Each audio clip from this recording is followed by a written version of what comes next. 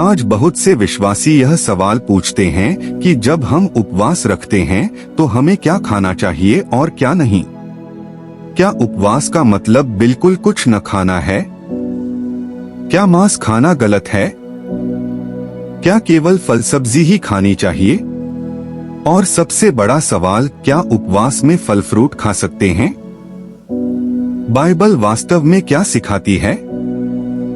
सबसे पहले यह समझना जरूरी है कि उपवास का मुख्य उद्देश्य खाना छोड़ना नहीं, बल्कि परमेश्वर के साथ गहरा संबंध बनाना है। उपवास शरीर को नहीं, आत्मा को केंद्र में रखने का समय है। पवित्र बाइबल में अलग अलग प्रकार के उपवास दिखाई देते हैं। उदाहरण के लिए बुक ऑफ डैनियल में हम पढ़ते हैं कि दानिएल ने कुछ समय तक स्वादिष्ट भोजन और मांस से परहेज किया और केवल सादा भोजन लिया। इसे आज कई लोग दानिएल उपवास कहते हैं। इसका मतलब यह नहीं कि मांस अपने आप में पाप है, बल्कि उस समय उसने अपने आप को अनुशासित किया और परमेश्वर की खोज की। अब प्रश्न आता है, क्या फल फ्रूट खा सकते हैं? बाइबल में कहीं भी यह नहीं लिखा कि उपवास के दौरान फल खाना पाप है। वास्तव में फल और सादा भोजन शरीर को हल्का रखते हैं और मन को प्रार्थना में केंद्रित करने में सहायक हो सकते हैं। यदि कोई विश्वासी आंशिक उपवास रखता है और केवल फल, सब्जी या हल्का आहार लेता है, तो यह बाइबल के सिद्धांतों के विरुद्ध नहीं है। मांस के विषय में बाइबल क्या कहती है? बुक ऑफ जेनेसिस 9:03 में लिखा है कि परमेश्वर ने मनुष्य को हर चलने फिरने वाले प्राणी को भोजन के लिए दिया। नए नियम में फर्स्ट एपिसोल टू तिमोथी 4:4 में लिखा है कि परमेश्वर की बनाई हुई हर वस्तु अच्छी है और धन्यवाद के साथ ग्रहण की जाए तो अशुद्ध नहीं है। इसलिए यह कहना कि मसीही लोग कभी मांस नहीं खा सकते, यह बाइबल के अनुसार सही नहीं है। लेकिन जब बात उपवास की आती है तो उद्देश्य अलग हो जाता है। उपवास का अर्थ है किसी चीज का त्याग करना ताकि हम प्रार्थना और आत्मिक जीवन पर ध्यान दे सकें। कुछ लोग पूर्ण उपवास रखते हैं केवल पानी पर। कुछ लोग आंशिक उपवास रखते हैं, जैसे एक समय भोजन छोड़ना।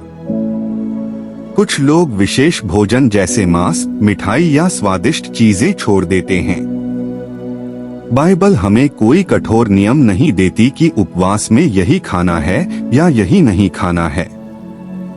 मुख्य बात है हृदय की स्थिति। गॉस्पेल ऑफ मैथ्यू अध्याय 6 में यीशु सिखाते हैं कि जब तुम उपवास करो तो दिखावा मत करो, बल्कि गुप्त में करो। इसका अर्थ है कि परमेश्वर बाहरी भोजन सूची नहीं देखते, बल्कि हमारा मन देखते हैं। यदि कोई व्यक्ति केवल फल खाकर भी घमंड करे, क्रोध करे या दूसरों को छोटा समझे, तो वह सच्चा उपवास नहीं है।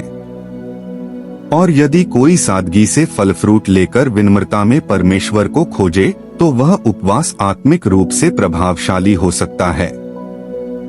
साथ ही गॉस्पेल ऑफ मैथ्यू 4:04 में लिखा है, मनुष्य केवल रोटी से नहीं, परंतु हर एक वचन से जीवित रहेगा जो परमेश्वर के मुख से निकलता है। यही उपवास का सार है, शारीरिक भोजन से अधिक आत्मिक भोजन को महत्व देना। इसलिए स्पष्ट उत्तर यह है, हाँ, उपवास में फल फ्रूट खाए जा सकते हैं, यदि आपका उद्देश्य आत्मिक अनुशासन और परमेश्वर के निकट आना है। उपवास कोई भोजन सूची नहीं, बल्कि हृदय की दशा है। परमेश्वर नियमों से नहीं, सच्चे संबंध से प्रसन्न होते हैं। आइए प्रार्थना करें। हे स्वर्गीय पिता, हमें सच्चे उपवास की समझ दे। हमारे हृदय को शुद्ध कर और हमें दिखावे से दूर रख। हमें यह ज्ञान दे कि क्या छोड़ना है और कैसे तेरे और निकट आना है। हमारा उपवास केवल भोजन का त्याग न हो, बल्कि पाप, घमंड और बुरे विचारों का भी त्याग हो। यीशु के नाम में आमीन।